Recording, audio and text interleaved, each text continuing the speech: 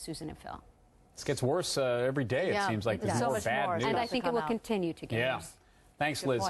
Earlier tonight, I spoke with Sean Hubler, who wrote about the cult of Penn State, if you will, in the L.A. Times today. She was born in central Pennsylvania, went to school at Penn State. She worked for the Times for almost 20 years. She says the university is so beloved there, it blinded people to its faults. I can see the power of the institution having a huge sway on people there, and how you would not want to believe even your own eyes. And so to have this breaking now, it just shatters everybody's illusions or belief system, or what?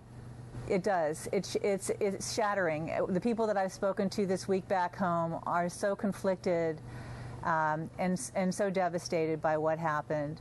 And how do you think this is going to play out? I mean, is this ruined Joe Paterno's legacy? Obviously, these are allegations. There has been no convictions. But the school certainly moved quickly in getting rid of him. And Joe Paterno changed a lot of people's lives. Mm-hmm. I think he'll leave that part of his legacy. He has a library there that he founded almost single-handedly. There's a lot that he left that was great.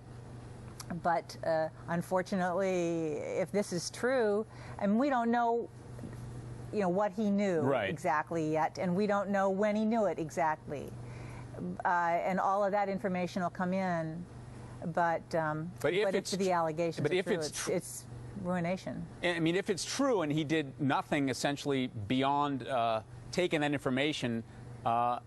It really, does it change people's opinions about the man who's on such a high pedestal, or had been? Yeah, it does, but that's a good thing.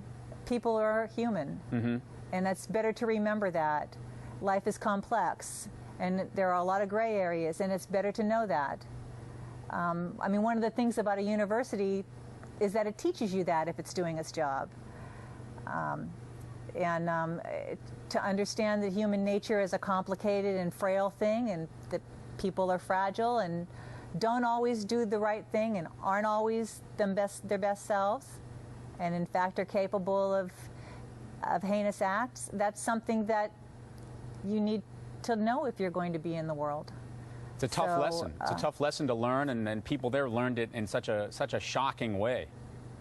Yes, it is a tough lesson, and they did learn it in a shocking way. And they're just sick about it. They're just sick at heart. She's sick at heart. I can tell by listening to her. Yeah. Well, you've been talking about this for a week, but, has grown up in Pennsylvania. Also, Mark Haushalter is here, our legal analyst.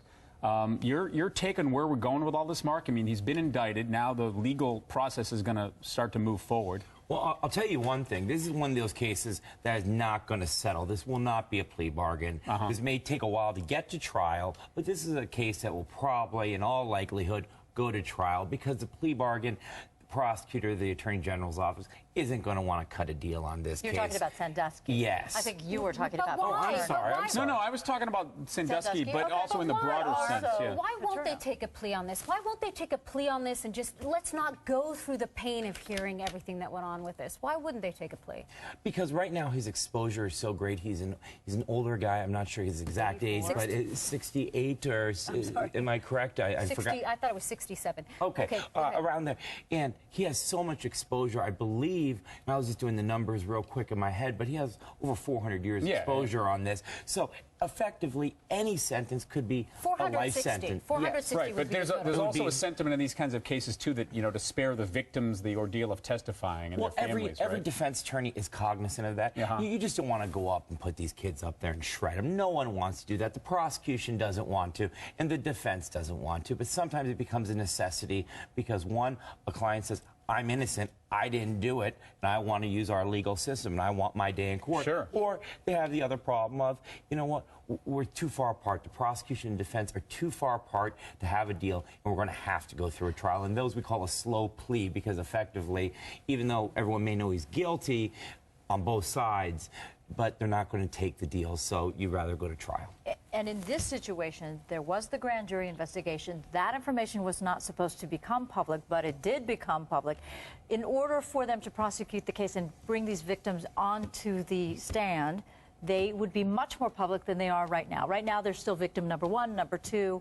They're not identified. Well, that's a secondary victimization in these type of sex crimes and molestation crimes. It's not only the primary, but then it's a societal secondary. And again, everyone's cognizant of that. You really try, as both a prosecutor and a defense attorney, you just, I mean, these are children. They've already been victimized, so you are, aware of that. What about this judge? One of the things I think that is now sort of another, oh my gosh, I can't believe that happened, was that Jerry Sandusky walked out of jail without putting one dime up on his own recognizance. That's the society he's living in up there. They trusted him to walk out the door, and the attorney was part of his second mile?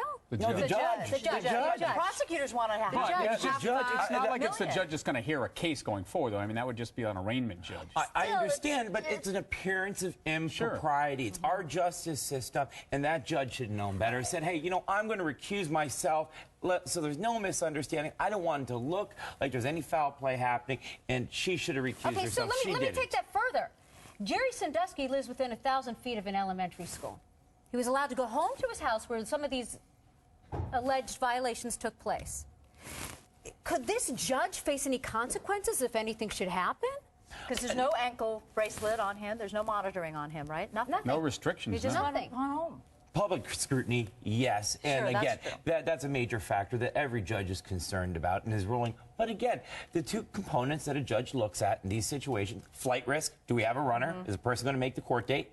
And the other one is danger to the community. And with these victims coming out right and left, alleged victims coming out right and left, we've got some issues. And my prediction, this is only the tip of the iceberg. I think this has been a cover-up from day one, and we're going to see the cards start to fumble, especially when the civil case comes out and everyone gets deposed. Yeah. People are going to be throwing people under the bus, trying to save their skins, both criminally and civilly. But look how crazy it could become. It become this big crazy thing. That's why I'm saying, isn't there a possibility they would rather just take a plea and keep it a little cleaner than this craziness of all these people coming out of the woodwork? 8 victims. Well, we've heard 27 up to this point. I mean, I'm not seeing it. I'm not seeing it. I hear you, but I don't think it's going to happen. Point, because Sandusky is, as you say, 64 years old. So, they could put him away for a long time till he's dead, Right. And they could do that easily.